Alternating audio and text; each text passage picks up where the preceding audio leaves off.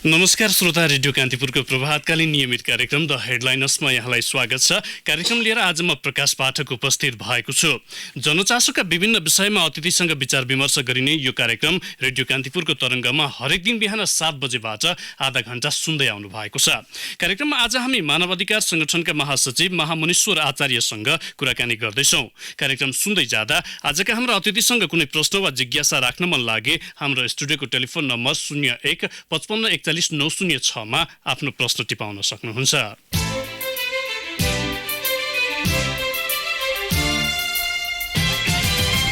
एक दशक लामो सशस्त्र द्वन्द्वका क्रममा राज्य र तत्कालीन विद्रोहीबाट भएका मानव अधिकार उल्लङ्घनका घटना किनारा लाग्न नसकिरहेका बेला तत्कालीन समयमा भएका पाशविक र करुणादायी घटनाहरू पछिल्लो समय बाहिर आउन थालेका छन्। राज्यले शान्ति प्रक्रियाका सम्पूर्ण विषय टुङ्ग्याएर पीडितले न्याय नपाएसम्म यस्ता घटना उजागर हुने क्रम उत्तिकै रहने सम्भावना रहन्छ। कतै कथामा सुनेका र पढेका जस्ता अत्यन्त हृदय विदारक घटना हाम्रै मुलुकमा यो अवधिमा भएका छन्।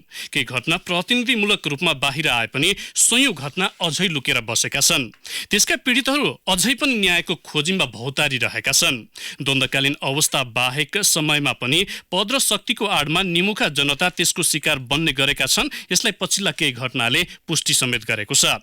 द्वन्द्व र न्याय तथा सरकारको कानुनी राज्यप्रतिको प्रतिबद्धता र न्यायको आशमा 2 दशकको समय गुजारिसकेका पीडितको अवस्थाका विषयमा केन्द्रित रहेर आज हामी मानव अधिकार संगठनका महासचिव महामनीश्वर आचार्यसँग कुराकानी गर्दैछौँ। कुराकानीका लागि आजका हाम्रा अतिथि आचार्य यति बेला हाम्रो स्टुडियोमै उपस्थित हुनुहुन्छ। आचार्यज्यू नमस्कार, स्वागत छ कार्यक्रममा। धन्यवाद।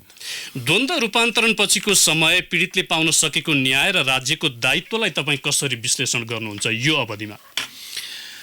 यो अति विशाल प्रश्न छ र अति महत्त्वपूर्ण विषय छ। यो सशस्त्र द्वन्द्वको क्रममा कति मानिस कति परिवारहरू पीडित छन् भनेर सही डाटा पनि हामीसँग छैन। इन्सेकले तयार गरेको डाटा, रेडक्रसले तयार गरेको डाटा र नेपाल सरकार गृह मन्त्रालयको डाटा फरक छ।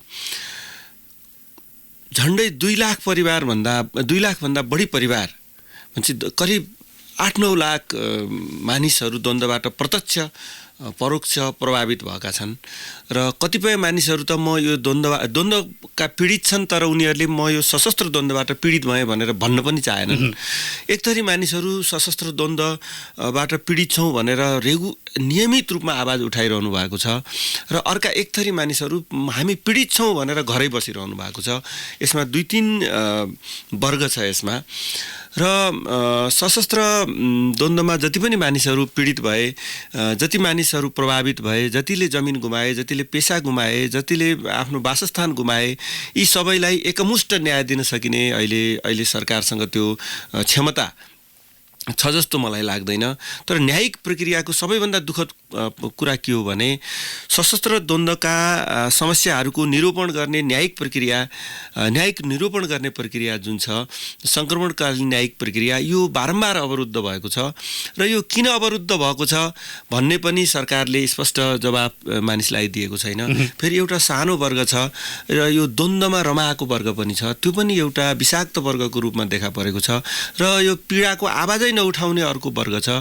त्यसले पनि यो सङ्क्रमणकालीन न्यायिक प्रक्रियालाई प्रभावकारी बनाउन चाहिँ बल पुर्याएको छैन र यो एकदमै असामान्य परिस्थितिमा हाम्रो यो न्यायिक प्रक्रिया रहेको छ। अब जसरी घटनाहरू पछिल्लो समय बाहिर आएका छन्, यसले चाहिँ के को सङ्केत दिइरहेको छ? जस्तो राजनैतिक एउटा उपलब्धि त हामीले प्राप्त गरिसकेको अवस्था छ, यो पछिल्ला घटनाहरूले चाहिँ सङ्केत के दिएको छ? जस्तै एउटा कुरा त के भने हिजै कान्तिपुर तपाईँहरूको यो लोकप्रिय पत्रिका कान्तिपुरले दियो। कान्तिपुरले समाचार दिइसकेपछि त्यसको प्रभाव पुरा समाजमा फरक हुन्छ। यो हामी सबैले लामो समयदेखि बुझ्दै आएका छौँ। एकजना महिलाले भन्नुभयो मलाई कुकुरबाट बलात्कार गराइयो। अब कसले भन्न सक्छ कि एकजना पीडितले मलाई बलात्कार गराइयो भनिसकेपछि त कसैले तँलाई गराएको छैन त भन्दैन नि। कुरा यति हो, त्यो पुष्टि हुनु पर्यो, थप पुष्टि हुनु पर्यो भन्ने मात्रै कुरा हुन्छ। तर त्यो यदि हो भने त्यो कति भयानक प्रश्न हो मानवाधिकारका हिसाबले, होइन? कति दुर्दान्त प्रश्न हो त्यो। हामीले अब अर्को वक्तव्य पनि आएको छैन यो घटना भएको छैन भनेर, सामान्य देख्दाखेरि यो भएको छैन भन्ने जस्तो घटना छ। तर उहाँले पीडितले म पीडित भएँ भनिसकेपछि त कसैले पनि त भएको छैनस् त भन्दैन नि। तपाईँको जुन पीडा छ यसलाई थप कानुनी रूपमा चाहिँ पुष्टि हुनु पर्यो, तथ्यगत पुष्टि हुनु पर्यो भनेर हामी त्यति मात्रै भन्न सक्छौँ। कुरा के हो भने यी हिजै आउनु पर्थ्यो। 64, 62, 63 पछि त एउटा माहौल बनिसकेको थियो। 64 पछि त एउटा क्लियर एउटा राजनैतिक माहौल बनिसकेको थियो। त्यो बेलै हामीले सङ्क्रमणकालीन विषयहरूलाई हामीले निरूपण गर्ने प्रक्रिया सुरु गर्नु पर्थ्यो, तर धेरै ढिलो भइसक्यो। अब यो ढिला भए पनि यी घटनाहरू बाहिर आएका छन्। यसले राजनैतिक रूपमा पाएका उपलब्धि गुम्ने अथवा त्यसलाई प्रभाव पर्ने अवस्था चाहिँ कतिको रहन्छ, सम्भावना के? मलाई राजनैतिक उपलब्धि गुम्ने कुनै सम्भावना देखिँदैन। र नेपालमा जुन अहिले राजनैतिक उपलब्धि गुमेपछि के हुन्छ भन्ने त कसैसँग उत्तर त छैन। र यो गुम्दैन, यसलाई प्रभावित बनाइन्छ, यसलाई चाहिँ कमजोर बनाइन्छ र यो हाम्रो नयाँ शासन प्रणाली, नयाँ व्यवस्थालाई अव्यवस्थित बनाइन्छ र बिथोल्ने प्रयास हुन्छ भन्ने मात्रै विषय हो। तर जस्तै अहिले 2टा आयोगहरू त बने। 2टा आयोगहरू बनिसक्दा झन्डै 63, 64, 65, 66, 70 हजारका सेरोफेरोमा चाहिँ त उजुरीहरू नै दर्ता छन्। तर यहाँ काठमाडौँमा हामी सशस्त्र द्वन्द्व पीडित हौँ भन्ने मानिसहरू चाहिँ 2 दर्जन छन्। उनीहरूले सम्पूर्ण देशभरिका द्वन्द्व पीडितहरूको प्रतिनिधित्व गर्न सक्दैनन् र 77 जिल्लामा सयौँको सङ्ख्यामा चाहिँ द्वन्द्व पीडितहरू छन्। यी सबैको समस्या समाधान गर्नुपर्ने हाम्रो साझा दायित्व छ। एकमुष्ट समाधान गर्नुपर्छ। यसका लागि चाहिँ सबैभन्दा ठुलो कुरो त परिपूरण हो। दोषीलाई कानुनको दायरामा ल्याउनु हो। कतिलाई माफी मगाउनु पर्ने हुनसक्छ होला, कतिलाई एहसास एउटा आत्मबोध गराउनु पर्ने हुनसक्छ होला, कतिलाई चाहिँ आर्थिक दण्ड दिनुपर्ने। धेरै तरिकाबाट सशस्त्र द्वन्द्वका विषयहरूको निरूपण हुनसक्छ। यहाँनिर रोके जस्तो द्वन्द्व पीडितहरू नेपालमा जुन एउटा हिसाबमा अहिले पनि बसिरहेका छन्, निकै धेरै सङ्ख्यामा रहेका छन्। अब तत्कालीन विद्रोही अथवा तत्कालीन राज्य पक्ष अहिले राष्ट्र राजनीतिको मुख्य भूमिकामा, केन्द्रीय भूमिकामा रहेको अवस्थामा पीडितले न्याय पाउन नसकिरहेको कारण चाहिँ किन मान्न सकिन्छ, अथवा यो ढिलाइ किन भइरहेको छ? एउटा कुरा के हो भने विश्वव्यापी रूपमा हामीसँग अहिले डाक्टर विष्णु पाठकले एउटा रिसर्च गर्नुभएको थियो। उहाँले करिब 70वटा देशको सशस्त्र द्वन्द्वको सङ्क्रमणकालको न्यायिक निरूपणका बारेमा उहाँले रिसर्च गरेर नेपालीमा पनि निकालिदिनु भएको छ। त्यहाँ त्यो कसरी हुन्छ भन्ने प्रक्रिया बुझिएको छ। सशस्त्र विद्रोह हुन्छ होइन, अथवा आर्मीले त्यसलाई दमन गर्छ, सुरक्षा निकायले दमन गर्छ। तर त्यो निरूपण हुने बेलामा चाहिँ सशस्त्र द्वन्द्व किनारा लाग्ने बेलामा चाहिँ जोबाट मानिसहरू पीडित भए, जसले मानवाधिकारको उल्लङ्घन गर्यो, त्यो नै पुग्ने हो कि सत्तामा। सत्तामा बसिरहेकोले दबाएर जित्यो भने पनि मानवाधिकार उल्लङ्घन गर्दा उही सत्तामा हुन्छ। विद्रोहीले जित्यो भने पनि विद्रोहीले पनि मानवाधिकार उल्लङ्घन गरेको हुन्छ, उनै सत्तामा बसेको हुन्छ। र सत्ताधारीसँग सर्वसाधारण जनताको मागदाबी हो यो होइन। एउटा नागरिक समाज भन्नुहोस्, कानुनको आधारमा भन्नुहोस्, कोर्टको आधारमा, अन्तर्राष्ट्रिय अदालतहरूको आधारमा, अन्तर्राष्ट्रिय कानुनका आधारमा मान्छेले आफ्नो दाबी गरिरहेको हुन्छ, आफ्नो एजेन्डा अगाडि बढाएको हुन्छ, मुद्दा लडेको हुन्छ। त्यो त्यति सजिलो सत्ताधारीसँग को सङ्घर्ष हो। जस्तै आजका मितिमा पनि त्यो बेलाका सत्ताधारी र विद्रोही नेता प्रचण्डको त मतैक्यता छ नि। त्यो त हामीले देखेका छौँ नि। टिजे बनाउने क्रममा पनि मतैक्यता देखिन्छ नि। त्यो किन देखिन्छ भने निरूपणको क्रममा कथम हामीमाथि पनि केही भइहाल्यो भने कमसेकम पनि हिजो हामी लडाइँ लड्यौँ, आज मिल्नुपर्ने अवस्था छ भन्ने। तर यहाँ केहीको आशंका चाहिँ अर्को विद्रोह जन्मिन्छ कि भन्ने खतरा पनि केहीले देखिरहेको अवस्था छ। विद्रोह जन्मदैन भनेर भन्ने आधार त हुँदैन नि त। जस्तै विप्लव भन्ने नेता भन्नुहोस्, विप्लव भन्ने शक्ति इलिमेन्ट भन्नुहोस् त जीवित छ। त यहीँ छन्, उनका मान्छेहरू पनि यहीँ छन्। हिजो त रत्न पार्कमा विद्रोही छु भनेर बसिरहेकै थिए, हतियार समाउँछु भनेर बसिरहेकै थिए, केही गरेन नि। इलेक्सन भयो, इलेक्सनमा उनले मान्छे मारिदिए, उनी यतै थिए, तर कसैले किन समात्दैन? अब यहाँनिर प्रश्न आउँछ, जस्तो अब हाम्रो द्वन्द्वको घाउ एउटा पूर्णका लागि राज्य संयन्त्र त एउटा दह्रो हुनुपर्ने थियो। संयन्त्र पर्याप्त छ, संरचना र संयन्त्र हाम्रो राज्यको यो परिपूर्ति गर्नका लागि अहिलेको अवस्थामा? होइन, यो राज्य सत्ताले चाहेको खण्डमा होइन। एउटा कुरा हामी कहाँनिर निश्चिन्त हौँ भने द्वन्द्वका पीडितहरू जति पनि मानिसहरू छन्, यी मानिसहरूले न्याय पाउँछन्। यसमा हामीले कन्फ्युजन हामीले थोरै पनि शङ्का गर्नुहुन्न र शङ्काको राजनीति पनि कन्स्पिरेसी थ्योरी हामीले यहाँ लागू गर्नुहुन्न। कसरी न्याय पाउँछन् भने एउटा त नेपालको एउटा गृह कानुन छ नि, हाम्रो आन्तरिक कानुनले पनि यी खाले सबै अपराधलाई कानुनको दायरामा ल्याउने स्पष्ट कानुनी व्यवस्था छ। अर्को हाम्रो के छ भने एउटा इन्टरनेसनल जुरिडिक्सन यो हुन्छ जुन क्षेत्राधिकार हुन्छ त्यो तपाईँले नेपालले हस्ताक्षर नगरेको खण्डमा पनि, तर ऊ नेपाल संयुक्त राष्ट्र सङ्घको सदस्य भएको नाताले युएन डिक्लेरेसनलाई चाहिँ हामीले रेक्टिफाई गरेका छौँ, त्यो नाताले पनि हामीले त्यो द्वन्द्वको एउटा पक्षका रूपमा हामीले अन्तर्राष्ट्रिय अदालतहरूमा उभिएर अन्तर्राष्ट्रिय कानुनको दायराभित्र बसेर हामीले उत्तरहरू दिनुपर्ने हुन्छ। अब यहाँनिर मैले जोडेँ जस्तो द्वन्द्वकालका मुद्दामा सरकारले षड्यन्त्र गर्न थालिरहेको छ भनेर केहीको आवाज पनि यो बिचमा आएको छ। तपाईँ न्याय पाउँछ भनेर भनिरहनु भएको छ, यो बिचको तालमेल चाहिँ किन मिलेन? सरकारले षड्यन्त्र त गर्छ नै, सरकारमै छन् त पीडकहरू। त्यसलाई यति धेरै अस्वाभाविकै हामीले नलिउँ। पीडकहरू भनिएका मानिसहरू त पटक पटक प्रधानमन्त्री भइरहेका छन् नि, यसमा हामीमा कन्फ्युजनै यसमा हुनु हुँदैन। र उनीहरूले सशस्त्र द्वन्द्वको जिम्मेवारीबाट मुक्त हुन चाहन्छन् अथवा पर सर्न चाहन्छन् भन्ने कुरामा पनि हामीले कुनै पनि कन्फ्युजन राख्नुहुन्न। तर के हो भने हामीले कर्णेल लामाको एउटा केस हेरिसक्यौँ होइन, उनी उहाँ बसे एउटा चिठी मात्रै दिएर अन्तर्राष्ट्रिय अदालतहरूले तपाईँ यसका लागि बयान मात्रै दिनुहोस् अथवा उत्तर मात्रै दिनुहोस् भनेर एउटा चिठी आउँदा पुग्यो कि पुगेन?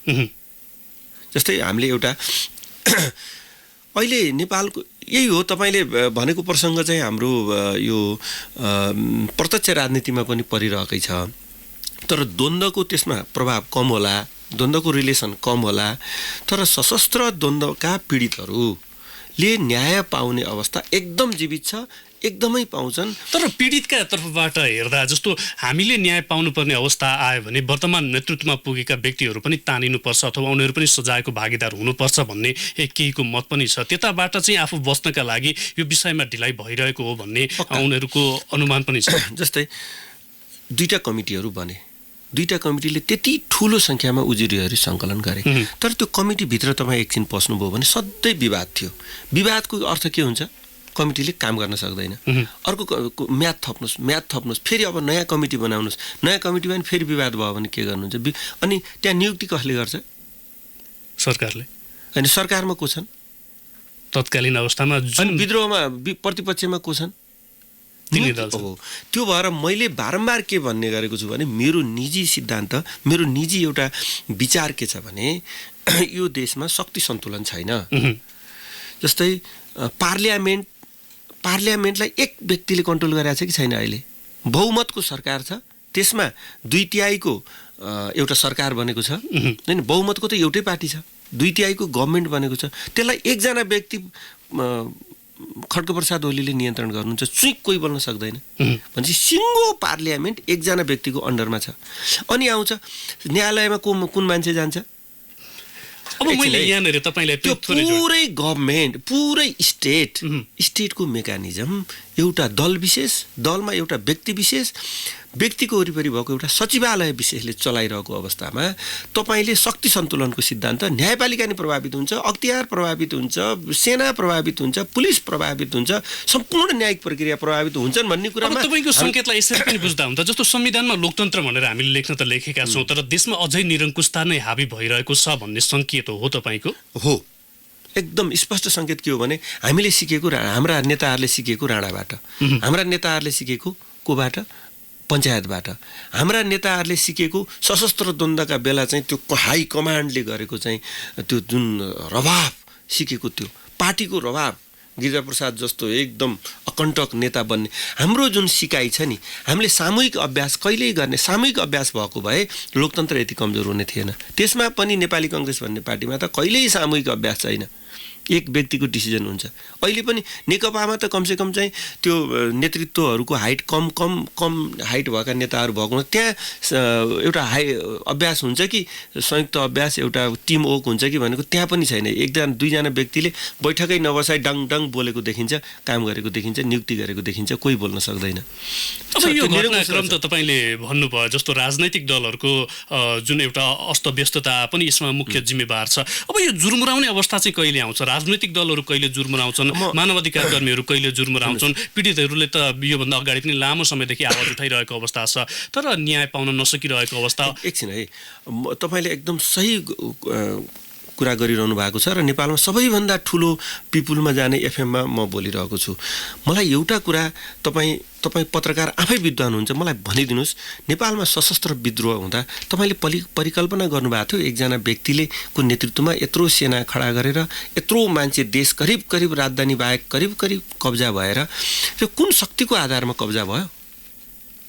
हो, त्यही शक्तिले फेरि जुर्मुर्याउने गरिदिन्छ, त्यही शक्तिले चाहेको मान्छेलाई थुन्छ, चाहेको मान्छेलाई झिक्छ। हाम्रो ल म एउटा कुरा इक्जाम्पल दिन्छु तपाईँलाई। नेपालमा 3टा प्रधान न्यायाधीश बिदा भए। सुशीला कार्कीलाई महाअभियोग लाग्यो, टुङ्गो लाग्यो, वा दोषी हो कि निर्दोष हो, तर पदबाट त निस्कनु भयो नि। गोपाल पराजुलीको एसएलसीको कुरा आयो, उमेरको कुरा आयो, उमेर टुङ्गो लाग्यो, गोपाल पराजुली त निस्कनु भयो नि। त्यसपछि दीपक श्रीमानको कुरा आयो, दीपक श्रीमानको सर्टिफिकेटहरूका कुरा आए, उहाँले भनिदिनु भयो मेरो सर्टिफिकेटहरू जाँच दिनुहोस् न। उहाँको सर्टिफिकेट असल हो कि खराब हो कि कृत्य हो कि पछि बनाएको हो कि फेल हो कि पास हो, टुङ्गो लाग्यो, तर तिनैजना त रोलबाट हट्नुभयो नि। यो देशमा न्यायिक प्रक्रिया तपाईँले भने जस्तो टुङ्गो लाग्दैन। यसमा नियत, राज्यको नियत पनि के राज्यभन्दा माथि पनि तत्त्व छ नेपालमा, र त्यो इलिमेन्ट सबैभन्दा बढी फङ्सन गर्छ। त मान्छेहरूले भन्लान् यो कन्स्पिरेसी थ्योरीको कुरा गरिरहेछ यसले, होइन। हामी लोकमान सिंह कार्कीले त यत्रो वर्ष त काम गरिरहेको थिए नि, तर एकैचोटि उनी आउट भयो त सकिए त। महासचिवज्यू, हामी ब्रेकमा जानुपर्ने बेला भएको छ, हामी ब्रेकमा जान्छौँ। ब्रेकपछि केही श्रोताका पनि प्रश्न लिएर आउने नै छौँ। अहिलेलाई भने छोटो ब्रेकको पालो।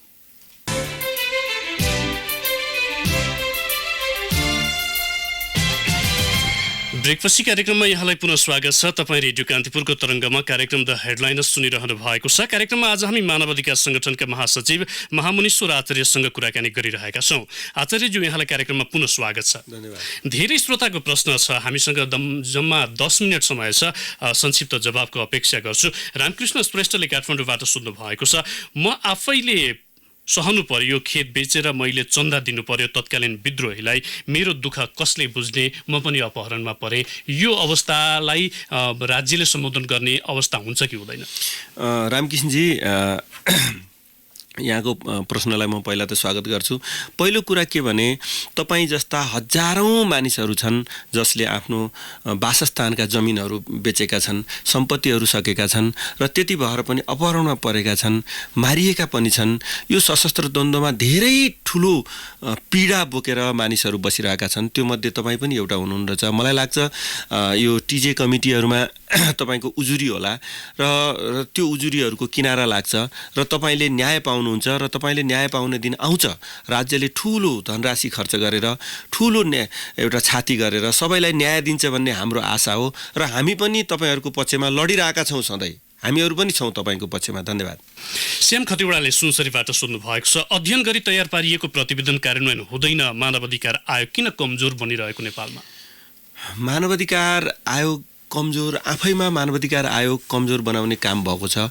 हामीले बारम्बार भनेका छौँ मानवाधिकार आयोगलाई कमजोर बनाइनुहुन्न। मानवाधिकार आयोगको सिफारिस चाहिँ हुबहु कार्यान्वयन हुनुपर्छ भन्ने चाहिँ सर्वोच्च अदालतका नजिरहरू छन्। हिजो भर्खरै एउटा ठुलो उसमा मानवाधिकार आयोगको सचिवले पनि यही कुरा गर्दै हुनुहुन्थ्यो। मानवाधिकार आयोगको सिफारिस कार्यान्वयन भनेको सत्तामा बसेका मान्छेहरूका अप्ठ्यारा विषय हुन्, त्यो भएर कार्यान्वयन नगरेका होलान्।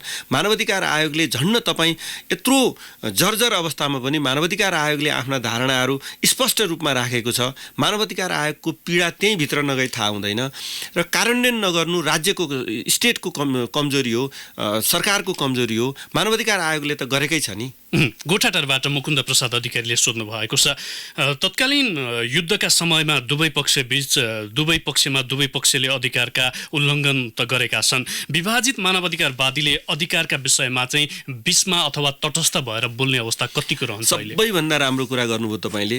यहाँ राजनैतिक दलको दबावमुक्त मान्छे छैन, राजनैतिक दलको विचारधारासँग नगासिएको मान्छे छैन। यहाँ पार्टीका कार्यकर्ताहरू नै मानवाधिकारवादीहरू छन्, र ती अहिले विभाजित भएका छन्, र साह्रै ठुलो सरकारको गुणगान गाएर हिँड्ने एउटा ठुलो समूह छ। अर्को सरकार आउँदा अर्को सरकारको पनि गुणगान गाउने छ।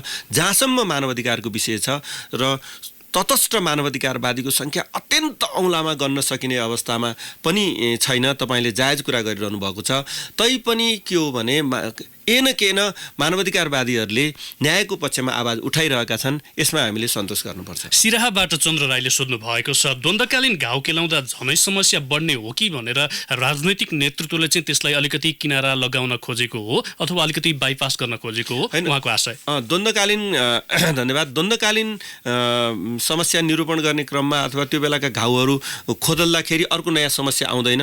आयो भने पनि आउँछ। तर एकजना निर्दोषलाई के भने एकजना पीडितलाई जसरी पनि न्याय दिनै पर्छ र त्यो खोदलिन्छ भने खोदलिन्छ, अर्को समस्या खडा हुन्छ भने खडा हुन्छ, तर पीडितले न्याय चाहिँ पाउनै पर्छ। युद्धप्रसाद लामिछानेले सोध्नु भएको छ झापाबाट, तत्कालीन सेनाका ज्याजतीबाट न्याय पाइन्छ भन्ने विश्वास जनता अथवा पीडितमा त्यति देखिँदैन।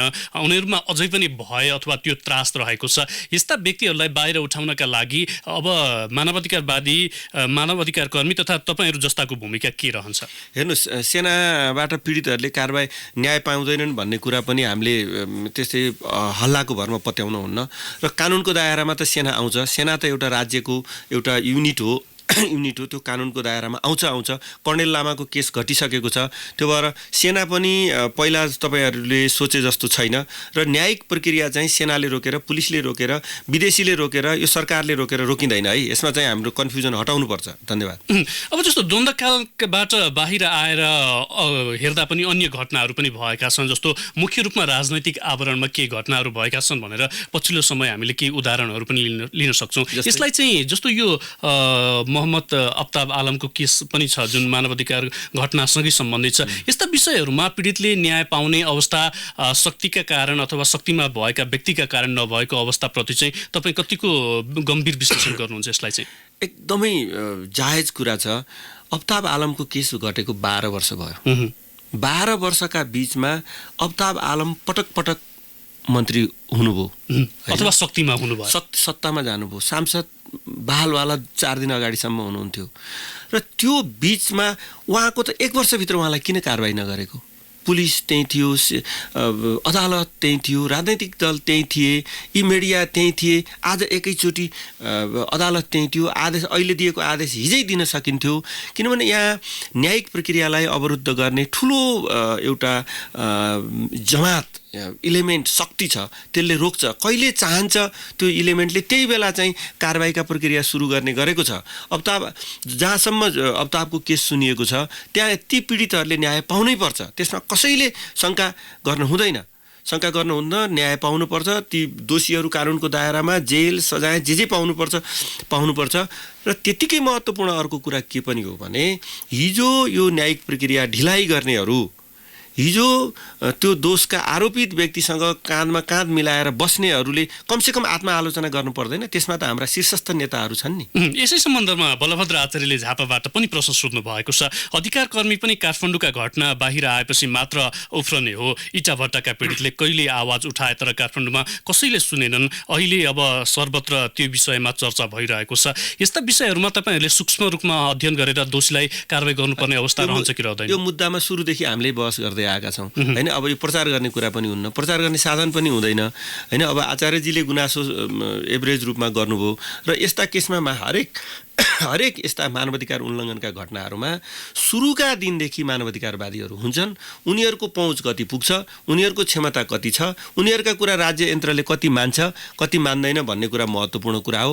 तर के हुन्छ भने जनताको पक्षमा, न्यायको पक्षमा बोल्ने हुँदा मानवाधिकारवादीहरूले बोलेका कुरा ढिलो चाँडो निष्कर्षमा पुग्छन्। डोलराज पराजुलीले सोध्नु भएको छ, रूपन्देहीबाट 5 तारे होटलमा बैठक गरेर विदेशी डलर खाँदैमा देशका पीडितले न्याय पाउने अवस्था देख्नुहुन्छ तपाईँ? तपाईँले भनेको कुरा ठिक हो। 5 तारे होटलमा चाहिँ मानवाधिकारवादीले मात्रै बैठक बस्दैनन्। मानवाधिकारवादीसँग त्यो लार्ज स्केलको पैसा पनि हुन्न। त्यो बैठक बस्ने अर्कै इलिमेन्ट छ। त्यो पैसा अर्कैलाई आउँछ। तपाईँले गम्भीरतापूर्वक हेर्नुहोस्। 5 तारे होटलमा यस्ता गम्भीर विषयहरू, यस्ता सशस्त्र द्वन्द्वका विषय निरूपण गर्ने विषयहरू, अनुसन्धान गर्ने विषयहरू 5 तारे होटलमा हुँदैनन् र यो कन्फ्युजन हटाउनुपर्छ। पान्तरे होटलमा एउटा बस्ने र काम गर्ने वर्ग छ, त्यो वर्ग चिन्नुहोस् बरु। धन्यवाद। अब हामी कार्यक्रमको अन्तिममा छौँ, हामीसँग लगभग 1 मिनट मात्र समय बाँकी छ। अन्त्यमा जस्तो यो सङ्क्रमणकालीन मुद्दाको व्यवस्थापन कठिन छ कि यो हाउकुजी देखाएर चाहिँ यसलाई अलिक जटिल बनाइँदैछ? होइन, हाउकुजी देखाइरहेका छन्, तर यो कठिन चाहिँ छ, त्यति सरल विषय होइन। र सबै मान्छे पहिला हाम्रो उखान छ नि, लहरो तान्दा पहरो भत्कन्छ भन्ने, डर पहरो भत्कन्छ भन्ने हो। तर न्यायको दायरामा, कानुनको दायरामा सबै मान्छे आउँछन्। हामीले कल्पना नगरेका मान्छेहरू हामीले कानुनका दायरामा बसेको देख्छौँ।